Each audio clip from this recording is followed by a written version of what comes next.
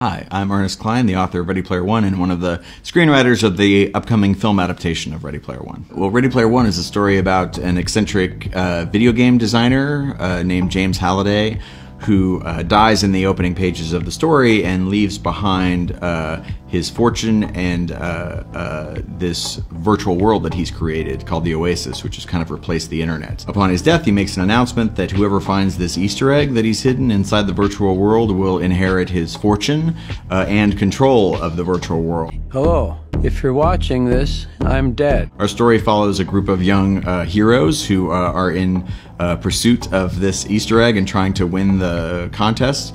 And they're competing against an evil corporation called Innovative Online Industries, led by Ben Mendelsohn, who is trying to win the contest as well. And they're willing to, commit real murder in the real world to prevent our heroes from winning. The original idea that I had of what if Willy Wonka was a video game designer and held his golden ticket contest inside his virtual reality video game. That was the original story. I wasn't even sure I could get it published, when it was done. And I also assumed it would never be a movie because of all the pop culture references I wanted to weave into the story.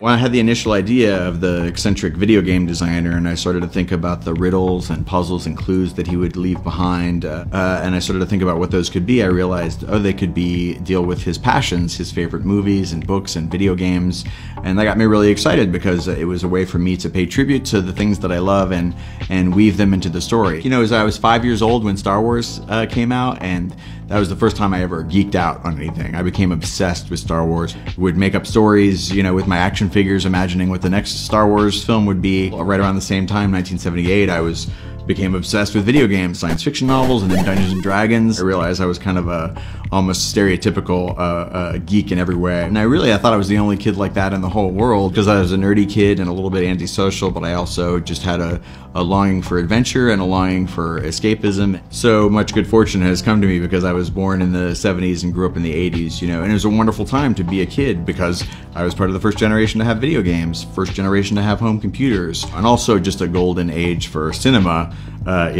especially for movies for young kids that are filled with adventure and magic. Like there's nothing quite like 80s movies. Steven Spielberg was the one who made that happen, so I think if the script in the book had found its way to any other filmmaker, it probably wouldn't have gotten made. It found its way to the one person who could have pulled it off. He's one of the creative people who filled my childhood with magic and adventure, and I would study his movies. Once I got his movies on videotape, I would watch them over and over again and study how they were put together, and wanted to be like him and wanted to tell stories, bring as much joy and illumination as possible to as many of your fellow human beings as possible. Then Steven Spielberg is one of the most successful artists in the history of our species. So that's what he represents to me.